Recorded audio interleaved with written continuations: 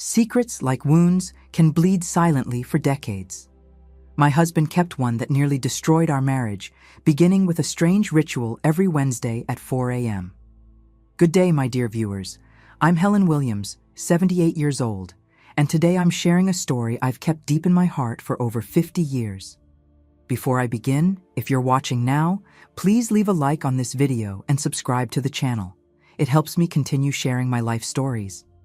And let me know in the comments where you're watching from today. It would bring me such joy to know. It was 1962. I was 25 and living in a suburb of Boston, Massachusetts. The streets weren't all paved yet, and we knew all our neighbors by name.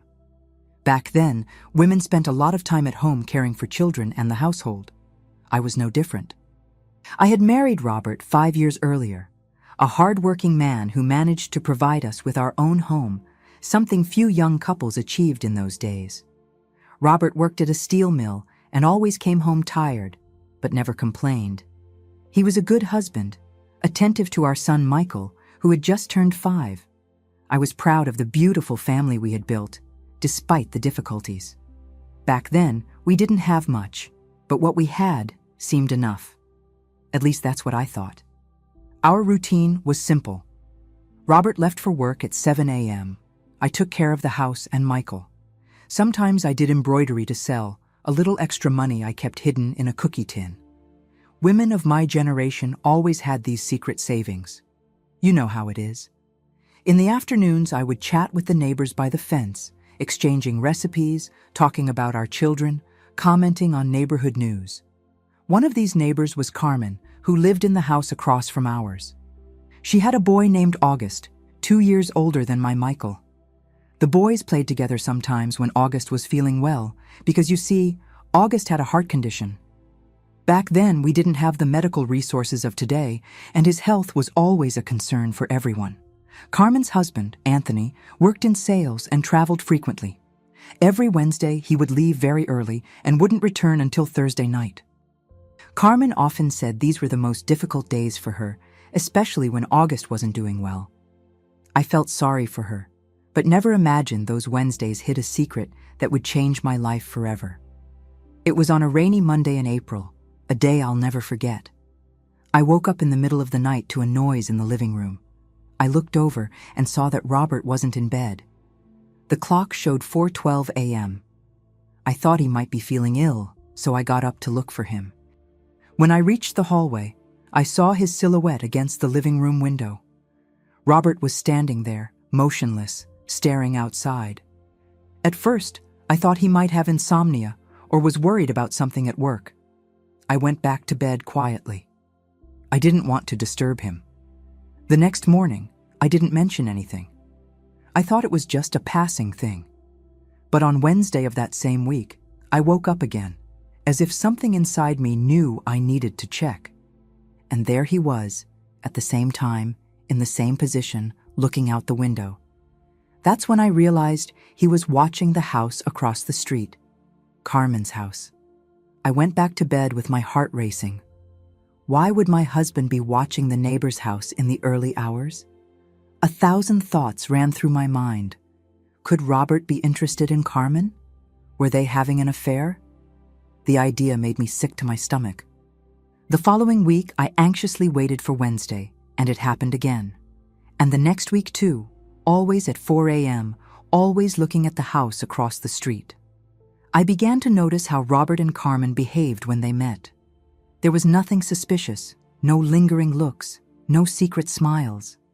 They barely spoke beyond what was necessary. This confused me even more.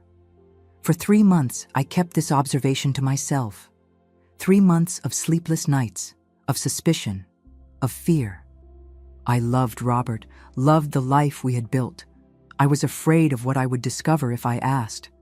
Sometimes, it's easier to live with doubt than to face a truth that could destroy everything. In those days, women were taught not to question their husbands. Marital problems were private matters, kept under lock and key. Nobody got divorced. Even if the marriage was falling apart, we endured, swallowed our tears, and carried on for the children, for appearances, for what others would say. But the situation was consuming me from within. I lost weight and couldn't concentrate on household tasks. I kept looking out the window, trying to understand what was in the house across the street that attracted my husband's attention in the early hours of Wednesday mornings. That's when I noticed another pattern. August, Carmen's son, seemed to have his health crises more frequently on Wednesdays. I had seen the ambulance stop in front of their house several times, coincidentally on these days. Could there be a connection? On the last Wednesday of July 1962, I gathered my courage. I set the alarm for 3:45 a.m. I dressed in silence and waited in the dark kitchen. Like clockwork, Robert got up at 4 o'clock and went to the living room window. I let a few minutes pass and then turned on the light. "What are you doing, Robert?" I asked with a trembling voice. He turned around startled, as if he'd seen a ghost. "Helen, you scared me.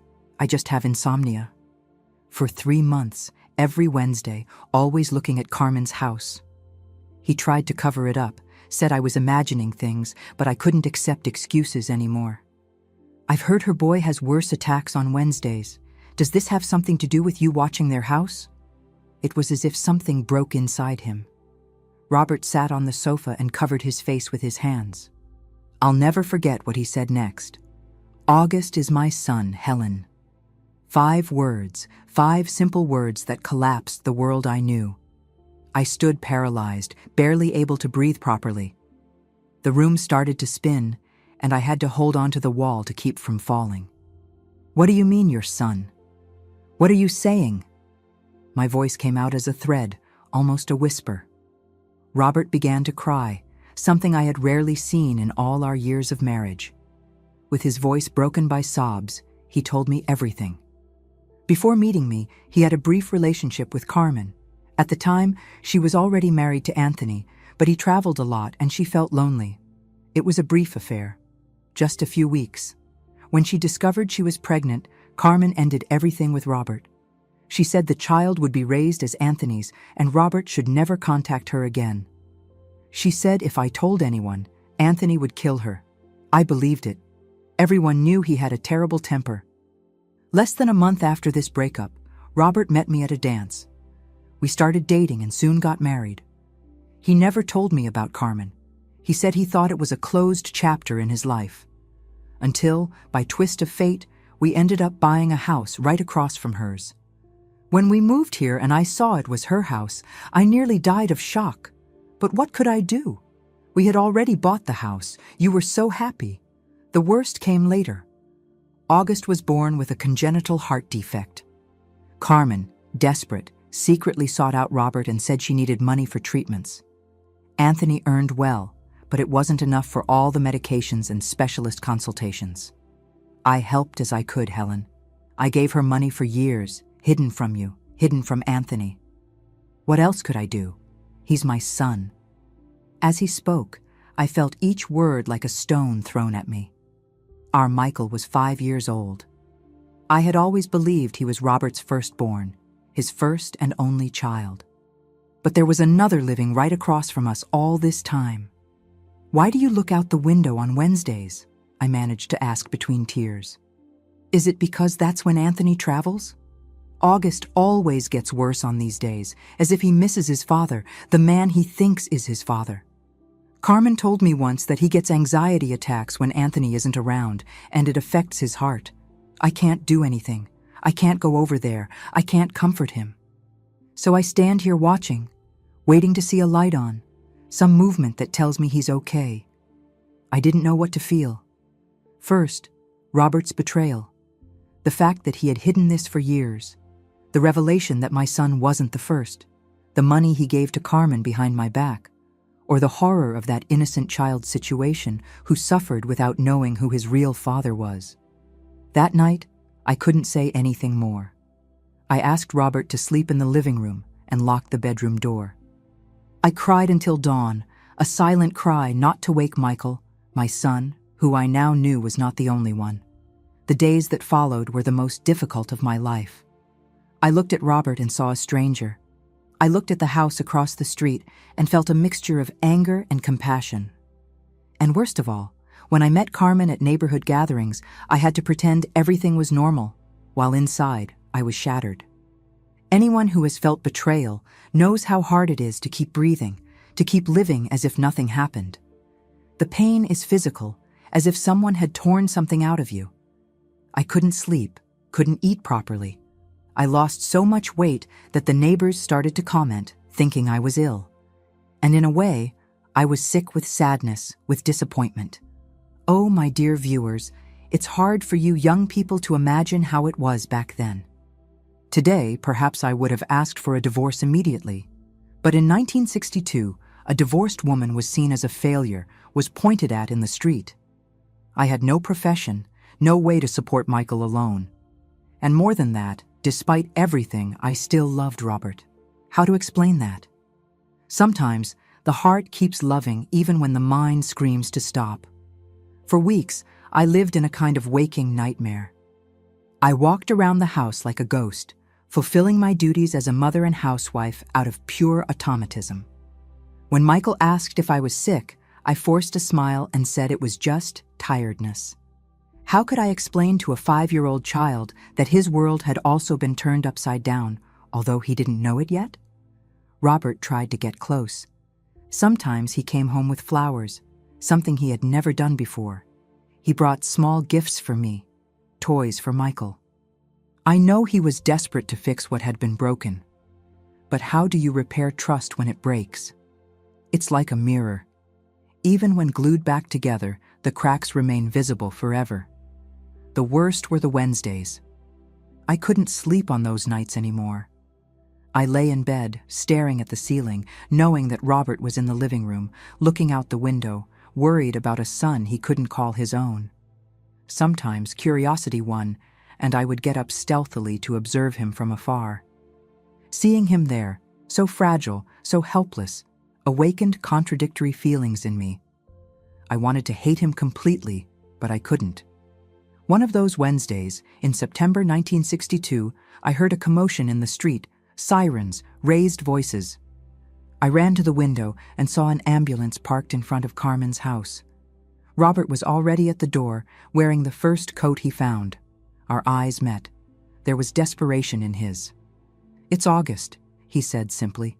"I've had a bad feeling all night." I was paralyzed, not knowing how to react. Part of me wanted to say, "It's not our problem."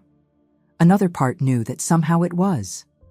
August, that skinny boy with large eyes, was my Michael's half-brother. They shared the same blood, the same father, though they didn't know it. "Go," I finally said. "Find out what's happening." Robert rushed out. I stayed at the window watching. I saw when he approached one of the paramedics. I saw when Carmen came out of the house crying, accompanied by doctors carrying a stretcher. On top of it, a small, motionless body that made my heart ache. I stood there immobile, watching the scene unfold as if watching a movie. I saw when they put August in the ambulance, when Carmen got in right after. I saw when Robert returned to the house with a face so pale, he looked like he'd seen a ghost. He had a cardiac arrest. His voice came out broken. They managed to revive him, but it's very serious. They're taking him to Massachusetts General Hospital. At that moment, something changed inside me. The anger was still there, the pain of betrayal too. But something else emerged, a genuine concern for that innocent child who was not to blame for anything. How will Carmen manage alone? Anthony is traveling, isn't he? I found myself asking. Robert looked at me surprised, as if he didn't expect me to care. "She's going to call her sister, but she lives far away. It will take hours to get here." I made a decision that surprised us both. "I'll get Michael ready, and we'll go to the hospital. She shouldn't be alone at a time like this." Robert's expression, a mixture of gratitude, relief, and disbelief, is something I still remember clearly. He didn't say anything, just nodded with tears in his eyes. We arrived at Massachusetts General Hospital shortly after 7 a.m. The imposing building, with its endless corridors, smelled of disinfectant and fear. We found Carmen sitting alone in the waiting room, looking smaller and more fragile than I had ever seen her. When she raised her eyes and saw me beside Robert, With Michael half asleep in my arms, her face first showed surprise, then panic. Did she know that I knew? Had Robert told her about our conversation? To this day, I'm not certain, but the way she averted her gaze, unable to look me directly in the eye, gave me the answer. I came to help, I said simply, sitting beside her. No one should go through this alone. Carmen began to cry silently, tears streaming down her pale, tired face.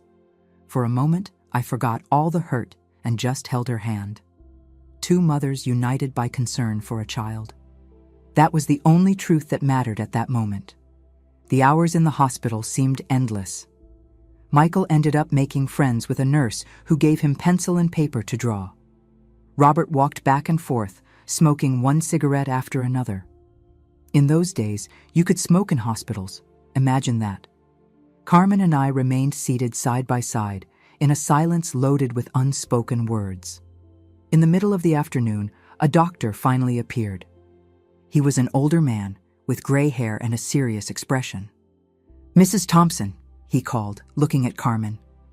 "Your son is stable, but the situation is serious. His heart is very compromised. He needs surgery that we don't do here in the U.S. The doctor explained that there was a new procedure being performed in Europe that could help August, but it cost a fortune, far beyond what an American middle-class family could pay in 1962. Carmen collapsed. I saw the desperation in her eyes, the same desperation any mother would feel, knowing she couldn't save her child.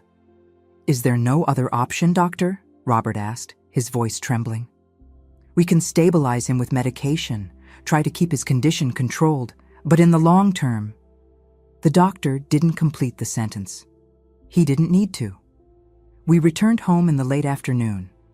August would remain hospitalized for a few days. Carmen would stay at the hospital. Her sister had arrived and would stay with her. The way back was silent. Michael fell asleep in the back seat of the car, exhausted from the long wait at the hospital. That night, after putting Michael to bed, I sat at the kitchen table. Robert prepared a strong coffee for us both, a rarity, since making coffee was usually my job. "Why did you go to the hospital today?" he finally asked, breaking the heavy silence. I looked at the steaming cup in front of me, seeking an answer that even I didn't completely understand. "Because a boy was dying," I replied at last. "And why? Because he's Michael's brother, even if nobody else knows it." Robert held my hand on the table, a gesture so simple yet so powerful at the same time. It was the first time I had allowed his touch since the revelation. "What are we going to do?" he asked. And there was so much pain and uncertainty in his voice that I felt my heart soften a little more. "I don't know," I answered honestly. "But I think we need to help somehow." In the days that followed, an idea began to form in my mind. That cookie tin, where I kept the money from my embroidery sales, wasn't much, but maybe it could help with the medications. I never told Robert about these savings. It was my little secret, my security for hard times. And what harder time could there be? A week later, when August was already home, I made a decision. I took all the money from the tin, almost 2 years of savings, and put it in an envelope. It wasn't nearly enough for the surgery in Europe, but it could help with the expensive medications the boy would need to take. I waited until a Wednesday, when I knew Anthony would be traveling. I went to the neighborhood drugstore and asked to speak with Mr. Jenkins, the pharmacist who knew everyone in the neighborhood. "I want to pay for Carmen's son's medications," I told him in a low voice. "But I don't want anyone to know it was me." Mr. Jenkins looked at me confused, but didn't ask questions. In those days, people respected each other's privacy more. I handed over the envelope with the money and explained that when Carmen came to pick up August's medications, he should say that a charitable soul had paid in advance. "She'll refuse if she knows it's me," I explained. "It's important she thinks it was someone from the church or anyone else." Perhaps you're wondering why I did this. Why help the child of the woman who had slept with my husband? The answer isn't simple. Part of it was for August, an innocent child suffering. Part was for Michael, who unknowingly had a brother. And part, believe it or not, was for myself. I realized that resentment was consuming me from within, transforming me into a bitter person I didn't want to be. The following Sunday, during lunch after church, Carmen came to our table at the square's diner. Her eyes were teary. "You won't believe it," she said, looking mainly at me. "Someone paid in advance for August's medication at the pharmacy, 6 months' worth of medication." Robert gave me a questioning look. I feigned surprise. "How wonderful," I replied with a smile. "It must have been someone from the congregation. Father Joseph always mentions your boy in the prayers." Carmen wiped away a tear. "It's a miracle, especially now that Anthony is having problems at his company and money is tight." At that moment, looking at the relief on her face, I felt something strange inside me. It wasn't forgiveness, not yet, but it was a small step towards peace. The weeks passed, turning into months. Autumn gave way to winter, winter to spring. My relationship with Robert remained fragile, but we were trying to rebuild bit by bit. He stopped waking up in the middle of the night to look out the window, at least not that I noticed. Instead, he would stop by the pharmacy every week to discreetly ask Mr. Jenkins about August's medications. One night, in June 1963, while washing the dinner dishes, I asked a question that had been tormenting me. "Did you love Carmen?" Robert, who was drying the dishes beside me, stopped, surprised by the sudden question. "No," he answered after a moment of reflection. "It was a mistake, Helen. She was alone. I was alone. Anthony traveled too much. It wasn't love, it was weakness." I continued washing the dishes, absorbing that answer. "And August, do you love him?" This question was harder, more painful. I saw when Robert swallowed hard, his eyes fixed on the plate he was drying for too long. "I've never been able to be his father," he finally said. "But yes, I love him as much as I love Michael, just in a different way, a way that hurts more, because I can never show it." That answer, so honest and so sad, opened another small crack in the wall I had built around my heart. The following month, August had another crisis. This time, Robert and I went to the hospital together. We no longer needed excuses. The neighbors thought it natural that we would help, since Carmen was alone most of the time. Anthony, always absent, called from out of town but said he couldn't return before the end of the week. It was during this hospitalization that we met Dr. Paul Matthews, a young cardiologist who had specialized in Europe. He became interested in August's case and mentioned that a hospital in Boston was beginning to perform the procedure that previously could only be done abroad. "It's still experimental," he explained, "and expensive, but not as expensive as going to Europe." Hope emerged like a small flame. Maybe, just maybe, there was a chance for August. On the way home, Robert was different. There was a determination in his eyes that I hadn't seen in a long time. "I'm going to sell the car," he announced suddenly as we were having dinner. "What?" I exclaimed in surprise. That Chevrolet was his pride, the fruit of years of saving. "For August's surgery," he explained. "It won't be enough, but it's a start." I looked at him for a long moment. The man in front of me was no longer the irresponsible young man who had betrayed everyone's trust. He was a father willing to sacrifice everything for a son, even a son he couldn't call his own. "Don't sell the car," I said finally. "I have a better idea." The next day, I sought out my friend Constance, who worked at the town hall. I told her about August, about the surgery, about the need to raise funds. I didn't mention, of course, the boy's true relationship with my family. Constance suggested organizing a charity event with the church's support, something common in those days to help families in difficulty. And so was born the Solidarity Bazaar for Little August, held on a sunny Sunday in August 1963 in the courtyard of the main church. I donated all the embroidery I had at home. I convinced the neighbors to donate cakes and crafts. I got local businesses to offer items for an auction. Robert worked tirelessly on the organization, carrying tables, setting up booths, talking to everyone about the importance of the cause. Carmen cried with emotion, seeing the community mobilize for her son. Anthony, usually absent, attended the event and even gave an emotional speech thanking everyone. I observed Robert during that speech. There was pain in his eyes, but also a kind of dignified resignation. He would never be recognized as August's father, but he was doing everything he could behind the scenes. The bazaar was a success beyond expectations. We raised almost half the amount needed for the surgery. The rest came from an unexpected source. The company where Anthony worked organized a collection among employees. The director, moved by the story, complimented the missing amount. In October 1963, the big day arrived. August would be operated on by Dr. Paul Matthews at Massachusetts General Hospital, one of the few in the United States that performed such complex cardiac surgeries at the time. The eve was nerve-wracking for everyone. I remember preparing a food basket for Carmen to take to the hospital, since she would be there for many days. I made sure to include homemade sweets for the waiting moments. Sometimes, it's in these small gestures that we reveal more about our feelings than in grand declarations. Robert hardly slept that night. I could hear his footsteps around the house, restless. His unease was palpable, as if it were he himself who was about to be operated on. In a way, I think a part of him would be in that operating room with August, the part that could never reveal itself, that lived hidden in the shadows of our life. In the morning, Carmen stopped by our house before going to the hospital. Anthony had already taken August earlier for the initial preparations.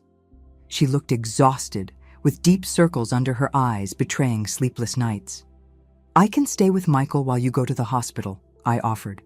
It was the first time I suggested that Robert go to the hospital without me, and the look we exchanged contained an entire silent dialogue. "No," Carmen replied, surprising us. "I'd like you to come too, Helen. You've been a strength for me these months." Those words hit me in a way I didn't expect. The woman in front of me didn't know, or at least pretended not to know, that I knew the truth about August. To her, I was just a supportive neighbor, a friend in difficult times. The irony of the situation was almost too painful to bear. We left Michael with Mrs. Baker, an elderly lady who lived on the same street and always offered to look after the neighborhood children. In the car, on the way to the hospital, the silence was heavy. Carmen seated in the back, Robert driving, me beside him. A seemingly normal scene for any external observer. But among the three of us circulated an almost electric tension, made of secrets, guilt, and omissions. The hospital was packed that Monday morning.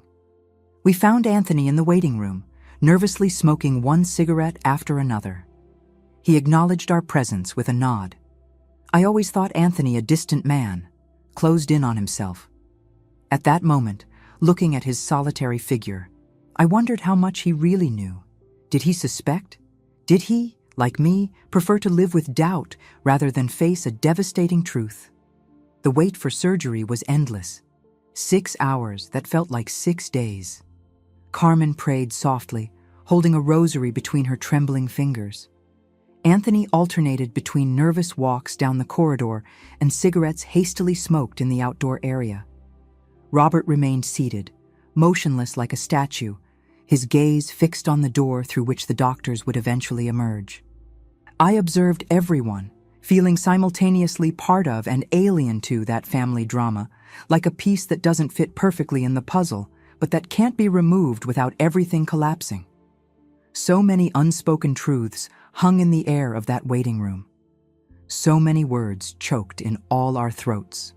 Finally, Dr. Paul Matthews appeared, still wearing his surgical cap. His young face looked tired, but there was a gleam in his eyes that made my heart leap. "The surgery was a success," he announced.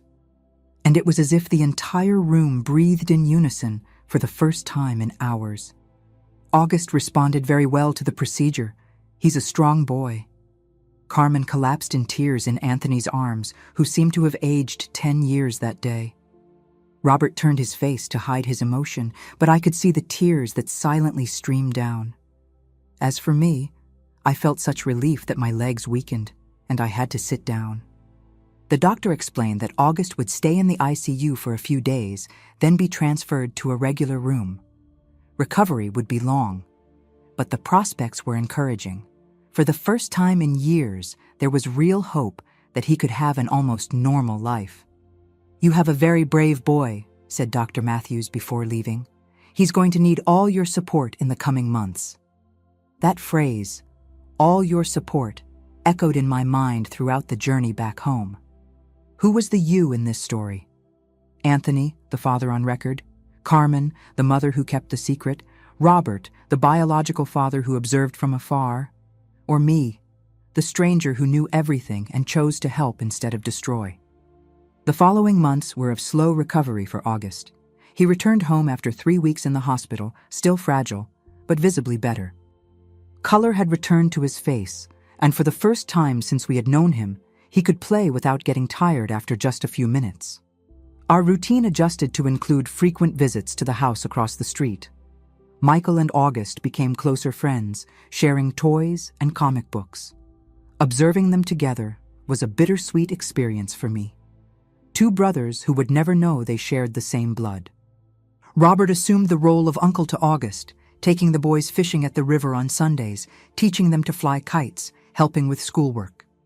It was the maximum expression of fatherhood he could display without raising suspicions. I could see the joy in his eyes when August ran to hug him, affectionately calling him Uncle Bob. Carmen and I developed a strange friendship, built on half-truths and eloquent silences. We never spoke openly about the past, about what had happened before I came on the scene.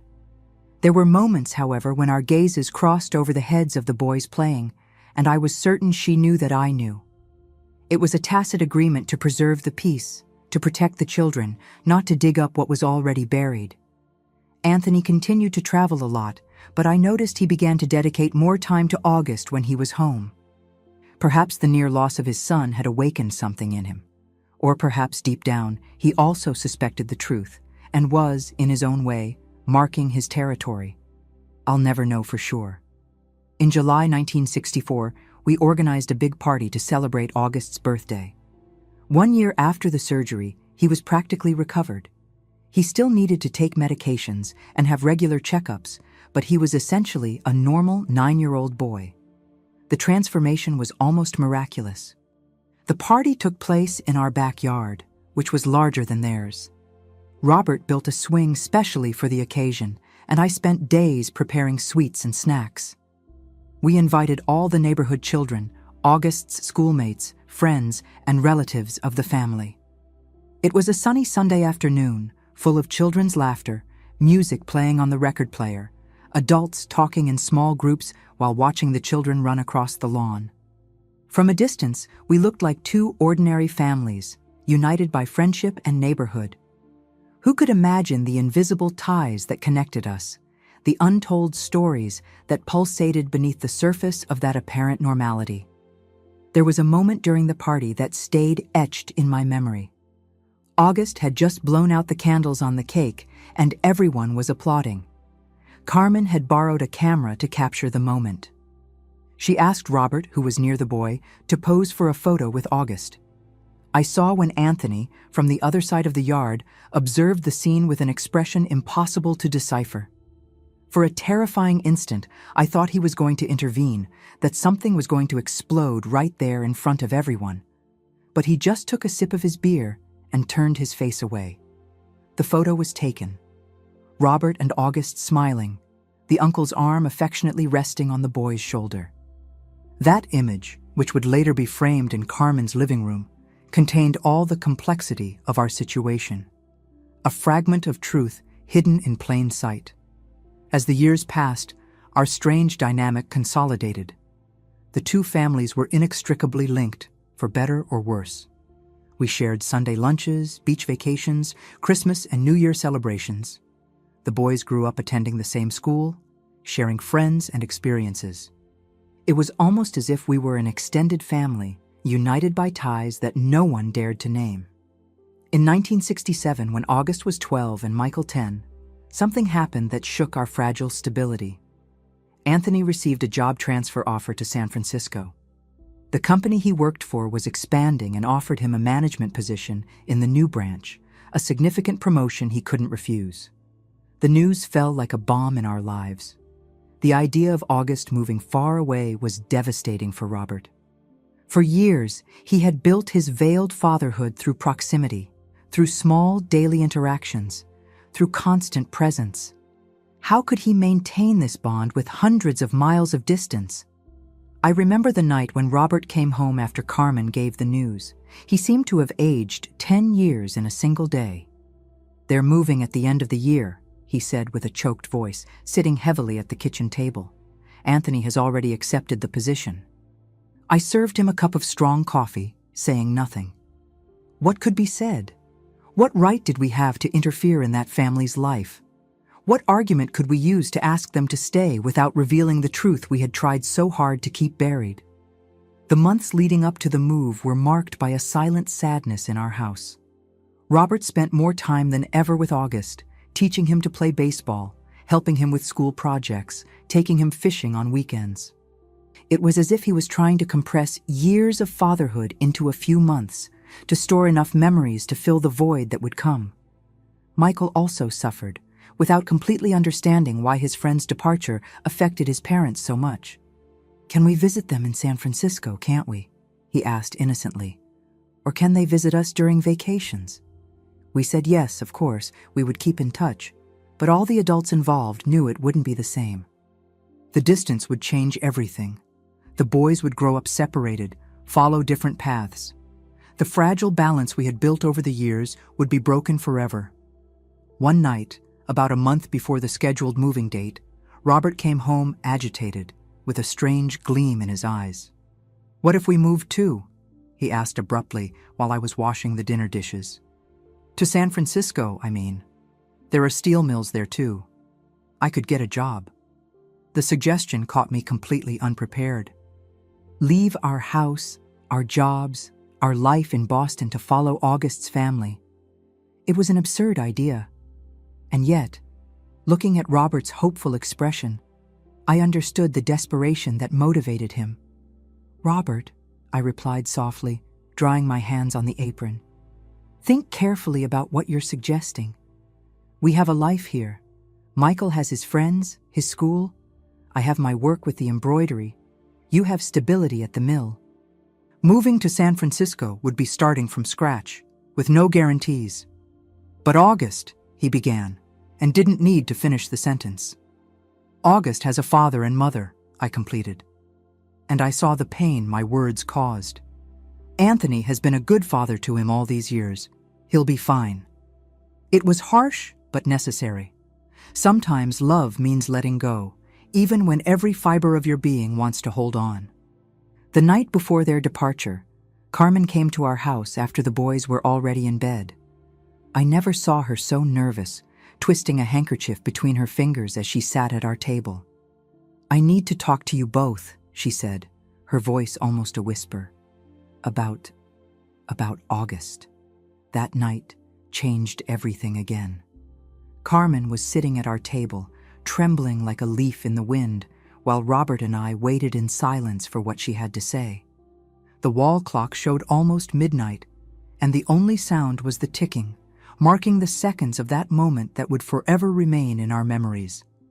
"Anthony knows," she finally said, the words coming out as if they were being torn from her. "He's always known that August isn't his son." The revelation hung over us like a heavy cloud. Robert visibly paled, his hands gripping the edge of the table so hard that his knuckles turned white. As for me, I felt a chill run down my spine. All these years, all the interactions, all the Sundays shared. And Anthony knew? "What do you mean?" "He always knew," Robert managed to ask, his voice hoarse. Carmen took a deep breath, as if gathering courage. "From the beginning, I told him when I found out I was pregnant. I thought about hiding it, but I couldn't. I thought he would throw me out of the house, ask for a divorce, but that's not what happened."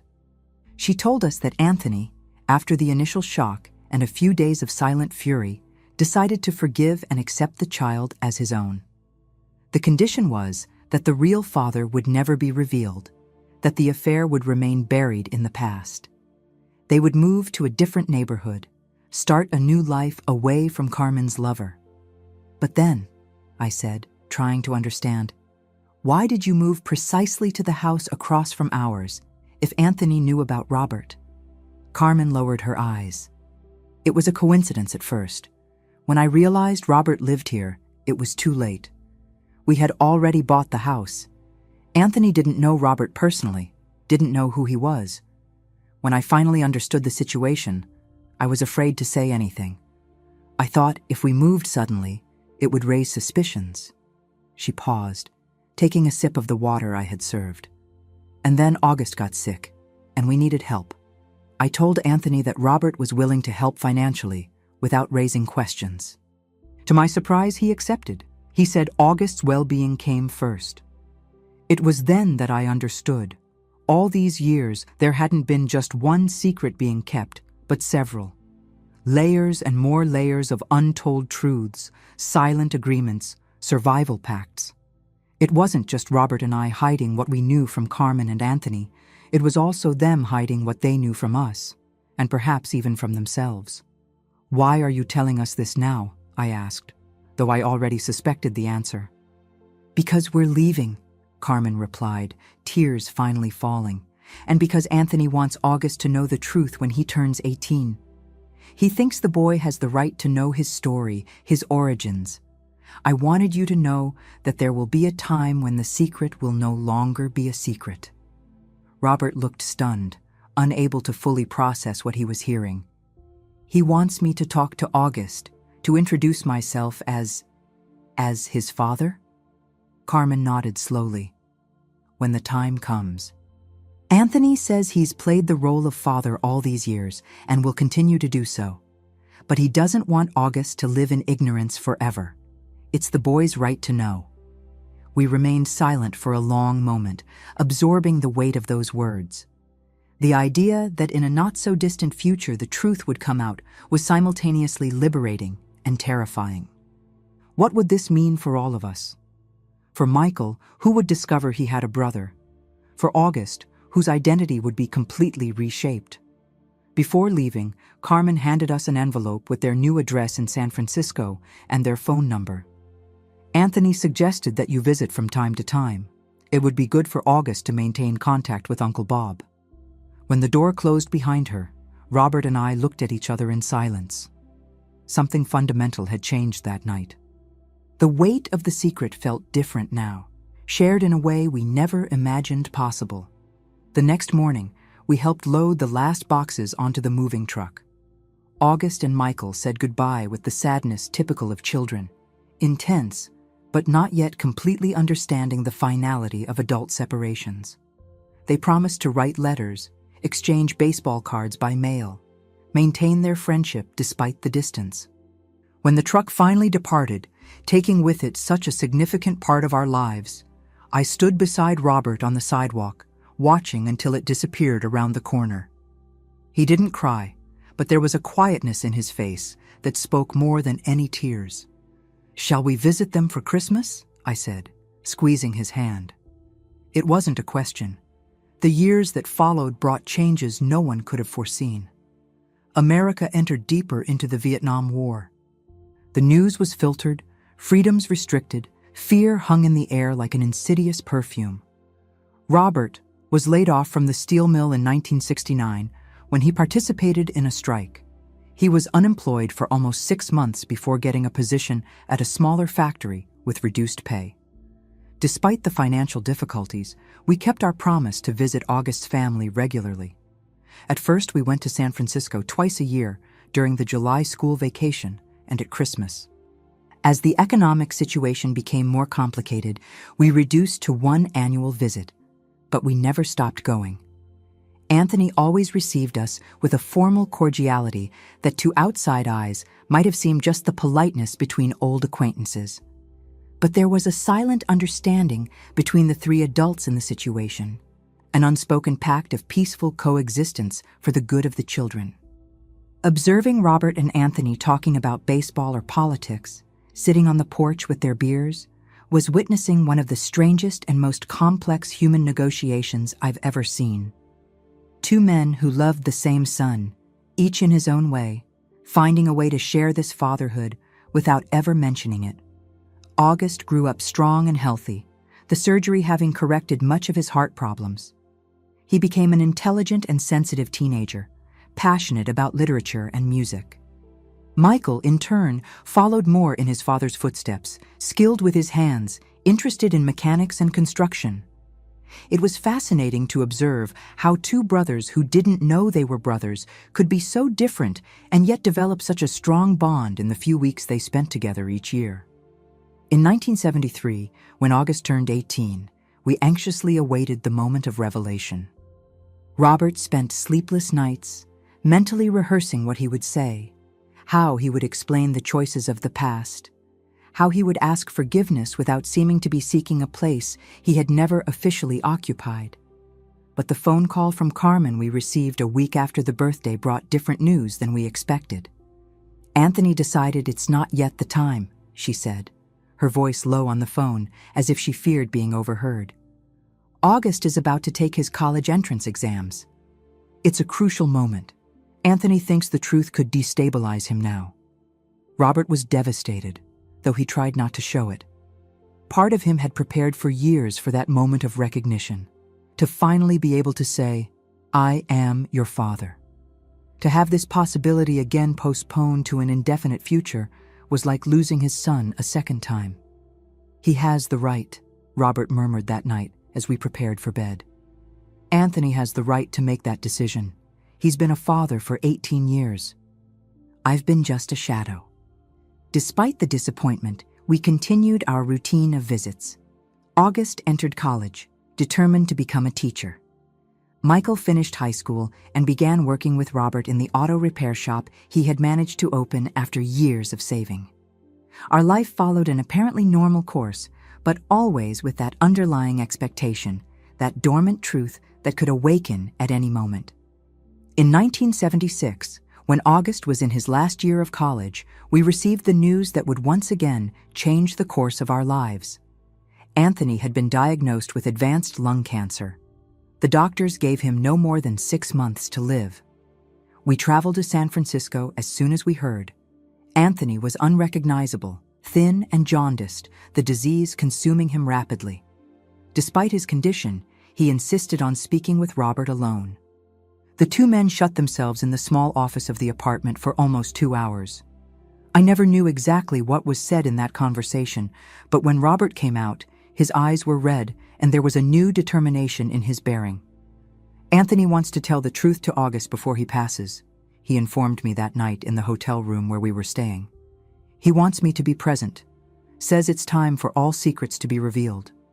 The moment we had so long awaited and feared would finally arrive, but not in the circumstances anyone might have wished. There would be no celebration, just the solemnity of imminent death hanging over the revelation. The conversation happened 2 weeks later, when we returned to San Francisco. Anthony had worsened considerably in this short period. He was bedridden, needing oxygen to breathe. Even so, he insisted on being seated in the living room when August arrived from college. Carmen, Robert, and I waited in almost absolute silence, each lost in our own thoughts. The sound of the key in the lock startled us all. August entered, surprised to find us gathered with such grave expressions. "What happened, Dad? You should be in bed," he said immediately, concerned about Anthony. "Son," Anthony replied with a weak voice, "there's something important I need to tell you. Something I should have told you a long time ago." I stayed in the kitchen with Carmen during the conversation. It wasn't our place to be present at that moment between the three men. The father who raised, the biological father, and the son who didn't know he had two fathers.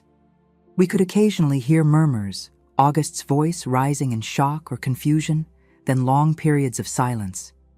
After what seemed like an eternity, Robert came to call us.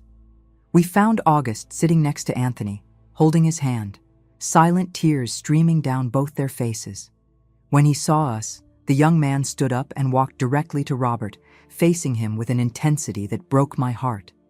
For a terrible moment, I thought he was going to explode in anger, reject the man who had been his biological father in secret all his life. Instead, August did something none of us expected. He hugged Robert tightly, as he had never done before. "Thank you for saving my life," he whispered, referring not just to the surgery years ago, but to all the silent support, the constant presence, even if distant, the discreet but unwavering love. In that embrace between father and son, I witnessed the dissolution of decades of secrets. I saw how the truth, even when painful, can also be liberating. I saw two men beginning to rebuild their relationship on new foundations. No longer uncle and nephew, but father and son, finally recognized by each other. Anthony passed away 3 weeks later, pacified by having finally shared the burden he had carried for so long. At his funeral, August had two men by his side to support him in his grief. Robert, his newly discovered biological father, and Michael, the brother he had just come to know as a brother. The months that followed Anthony's passing were a period of profound transformations for all of us. August, now 21, had to deal not only with the grief for the man who had raised him, but also with the complete reconstruction of his identity. Who was he now? Whose son? What part of his story was true? And what part had been built on secrets? Carmen faced her own challenge, learning to live without her husband, who, despite everything, had been her companion for more than 2 decades. And there was also the guilt, the weight of having been the origin of that entire web of complications. Many nights, during our more frequent visits to San Francisco in that period, I found her crying alone on the balcony, contemplating the life they had built together and the choices that had brought us to that point. Robert, in turn, walked on a razor's edge. He was finally free to recognize August as his son, to openly express the paternal love he had kept contained for so long. But there was also the fear of seeming opportunistic, of taking Anthony's place before his body was even cold in the ground. And there was Michael, our 19-year-old son, trying to understand how he had suddenly gained an older brother. It was Michael who surprised me with his maturity at that difficult moment. One night, as we were washing the dinner dishes in our house in Boston, after returning from one of our frequent visits to San Francisco, he said something I never forgot. "I always felt there was something special between August and us, Mom. Something more than family friendship. Now it makes sense. It's as if a missing piece had finally fit into place." I looked at my son, no longer the little boy who ran around the backyard, but a young man with his father's strong features and, perhaps, something of my stubbornness in his eyes. At that moment, I understood that, despite all the lies and omissions, we had done at least one thing right. We had raised a son capable of understanding and forgiveness. "Aren't you upset?" I asked hesitantly. "To discover that your father had another son before you? That we hid this for so long?" Michael dried his hands on the dish towel before responding thoughtfully. "I'd be lying if I said I wasn't shocked at first, but the more I think about it, the more I realize you did what you believed was best for everyone. And look at August. He's an amazing guy. How can I be upset about having him as a brother?" That conversation was like a balm for my tired heart. If Michael, at 19, could find room for understanding and acceptance, perhaps there was hope for all of us. The year 1977 brought news that no one could have predicted. August, recently graduated, received an offer to teach Portuguese and literature at a school in Monterey. It was closer to us than San Francisco, an opportunity to start again in a new place, but still close enough to maintain frequent contact with Carmen and with us. Robert could hardly contain his joy when August called us with the news. The idea of having his son closer, of being able to build a more present relationship after so many years of distance, was like a dream he had never allowed himself to fully have. "Do you think he's coming because of me?" he asked me one night, his voice laden with hope and insecurity. "Or is it just the job opportunity?" "Probably a bit of both," I answered honestly. "And isn't that wonderful? It means he wants to get to know you better, that he's open to this new relationship, but also that he's independent, that he's following his own path." With August living just a few hours away, our family dynamic transformed again. He would come to spend a weekend with us every other week. At first, there was a certain formality, an excessive care in words and gestures, as if we were all walking on eggshells. But gradually, as the months passed, naturalness returned. Michael and August developed a genuine brotherhood friendship, discovering common interests despite their different personalities. Robert flourished in now recognized fatherhood, teaching August small manual skills he never had the chance to pass on before, like fixing a car, building a shelf, and choosing the best wood for a project. For me, the process was more complex. Who was I in this new configuration? I wasn't August's biological mother, nor his stepmother in the traditional sense. I was the woman who had discovered her husband's betrayal, and instead of destroying everything, had chosen a more difficult and nuanced path. I was the person who had secretly helped finance the surgery that saved his life, who had faithfully visited for years, who now opened the doors of her home and her heart to another woman's son with her husband. August seemed to sense my hesitation. One Sunday afternoon, while the other men were watching a baseball game in the living room, he found me alone in the kitchen preparing coffee. "Mrs. Williams," he said with that soft voice he used for his students, "I never properly thanked you for everything you did for me." I felt my face flush with surprise. "I didn't do anything special, August. Robert told me," he continued, ignoring my modesty, "about the embroidery money you used for my medications. About how it was your idea to organize the bazaar for my surgery. About how you never, not once, tried to prevent him from visiting me or helping me, even knowing everything." I was speechless, my hands trembling slightly as I arranged the cups on the tray. "You could have destroyed everything," he continued. "You could have told the truth, exposed my mother, pushed Robert away. It would have been your right. Instead, you chose the hardest path." Why? The question hung between us, demanding an honesty I rarely verbalized even to myself. "Because there was much more at stake than my wounded pride," I finally answered. "There was you, an innocent child who needed help. There was Michael, who adored his older friend. There was Robert, who, despite his mistake, was a good man trying to do what was right in an impossible situation. And there was myself. I didn't want to become a bitter person, consumed by resentment." August nodded slowly, as if absorbing every word. Then, in a gesture that caught me completely by surprise, he leaned over and kissed my forehead, the kind of kiss a son gives his mother. "Thank you for being my family too," he said simply, before taking the coffee tray and carrying it to the living room, leaving me alone with silent tears that were not of sadness, but of an emotion I still can't name to this day. In 1978, Carmen surprised us with the announcement that she would sell the apartment in San Francisco and also move to Monterey to be closer to her son. At first, I was apprehensive. How would it be to have Carmen nearby again after so many years of carefully maintained distance? But Robert gently reminded me, "She's lost a lot too, Helen, and now she's alone." So our strange family constellation expanded once more. Carmen settled in a small apartment near August's in Monterey. On special dates, birthdays, Christmas, New Year, we would all gather together. Sometimes in Monterey, sometimes in our house in Boston.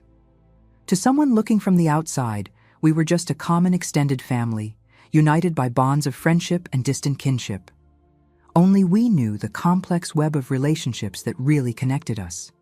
Time, that great master, gradually softened the edges.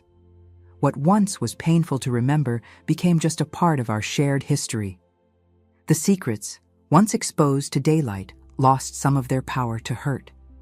We weren't a perfect family, far from it, but we were a family that chose forgiveness over resentment, unity over division. In 1980, August introduced us to Marianne, a fellow teacher with whom he had fallen in love. A sweet and intelligent young woman who looked at him with that special admiration of first true loves. Their wedding the following year was one of the most emotional days of our lives. Seeing August at the altar with Robert as his best man was the realization of a kind of redemption no one had imagined possible. At the reception, while everyone was dancing and celebrating, I found Carmen sitting alone in a corner, observing the party with teary eyes. "He's happy," I said, sitting beside her. "You raised a wonderful man, Carmen." She looked at me with surprise, perhaps at the deliberate inclusion in that "you." "Anthony did most of it," she replied with a choked voice. "I just complicated everything." "We all make mistakes," I answered, surprising myself with the serenity I felt. "What matters is what we do after them. And you two, you and Anthony, did a lot right. Look at him." I pointed to August, who was twirling on the dance floor with his bride, radiant with happiness. "Thank you, Helen," Carmen whispered, covering my hand with hers. "For everything, for your strength all these years." It was the first time we exchanged a truly affectionate gesture, without the weight of secrets between us. We weren't friends in the conventional sense, we never would be, but we had reached a kind of peace that had seemed impossible on that distant night in 1962, when I discovered Robert looking out the window at 4 a.m. In 1983, Caroline was born, August and Marianne's first daughter, Robert's first granddaughter, although technically Michael still didn't have children. Seeing my husband holding that little baby in the hospital, undisguised tears streaming down his wrinkled face, was one of the most profound moments of our life together. All the pain, all the sacrifices, all the complications seemed worth it in that simple moment of pure joy. Caroline was followed by Edward 2 years later, and then in 1986, Michael finally married Denise, his longtime girlfriend. Their first child, Lucas, was born the following year. Our family continued to grow, to branch in new directions, creating new bonds that no longer depended on the secrets of the past. Wednesdays were never again a particularly tense day in our house. Robert no longer needed to wake up in the early hours to look out the window. He could simply call his son and ask how he was doing. The secret ritual that had initiated this entire journey had become just a distant memory, a story we would tell our grandchildren when they were old enough to understand. And now, sitting here at 78, looking back at all the tortuous paths that brought us to this moment, I can't help but marvel at the human capacity to overcome, to forgive, to build something beautiful from the ashes of pain. Robert passed away 5 years ago, peacefully in his sleep. August and Michael were both by his side in the hospital during his final days. Carmen left us last year after a long battle with Alzheimer's. But their legacy, the complex, imperfect, but true love they shared, continues alive in the new generations of our family. Caroline, Edward, Lucas, and their cousins grew up knowing they are family, without the secrets that separated their parents for so long. They know the complete story now, told gradually in age-appropriate parts, always with emphasis not on the mistakes, but on the redemption that came afterward. It's important for them to know where they came from, to understand that families can take unexpected forms, that true love sometimes requires sacrifice and forgiveness. When I look back at that 25-year-old Helen who discovered her husband watching the house across the street at 4 a.m., I hardly recognize myself. Such naivety, such pain still to come, but also how much unexpected joy, how much depth, how much true life that discovery would bring with it. Some might say I was weak for not having put an immediate end to that situation, for not having demanded definitive choices, for not having drawn clear lines in the sand, perhaps. But life rarely fits into neat categories of right and wrong. In the complexity of human feelings and circumstances, sometimes the most courageous act is precisely to refuse the simple and obvious solutions, and instead build something new and indefinable from the broken fragments of what already existed. If I could speak to that young Helen now, I would tell her, hold tight. The path will be long and often painful. There will be days when you'll question all your choices. But in the end, looking back, you'll see that you were part of something extraordinary, a story of redemption that spans generations. And isn't that, after all, what we all seek? Not just to live our small individual lives, but to be part of something greater, something that continues long after we're gone. Through all the complications, all the pains and joys, we managed to create a true family, not defined by blood or legal documents, but by stubborn love that refused to give up, even when it would have been easier to do so. That skinny boy with big eyes, who once struggled to breathe with his fragile heart, is today a respected man, a university professor, a loving father and grandfather. And he carries with him not just Robert's genes, but also Anthony's kindness, Carmen's strength, and perhaps, I hope, a bit of the resilience I tried to demonstrate throughout all these years. And that, my dear viewers, is the true miracle that happens when we choose love, even when it would be easier to choose hate. When we look at life not as a series of rigid rules to be followed, but as a shared journey of imperfections, forgiveness, and second chances. So, if there's one lesson I'd like to leave you with today, it's this. Don't fear the complexity of love. Don't rush to judge others' choices or even your own. Sometimes the most difficult path, the one that seems impossible to navigate, is exactly the one that will lead to the most unexpected blessings. And now, before ending this story, I want to thank all of you who have accompanied me this far, who have allowed me to share this very intimate and complex part of my life. Always remember, it's not the secrets that define us, but what we choose to do when they finally come to light. If this story touched your heart in any way, please leave a like on this video and subscribe to the channel for more stories like this. Your comments also mean a lot to me. Let me know what you felt while listening to my story and where you're watching from today. Thank you for joining me on this journey of memories, and until the next video.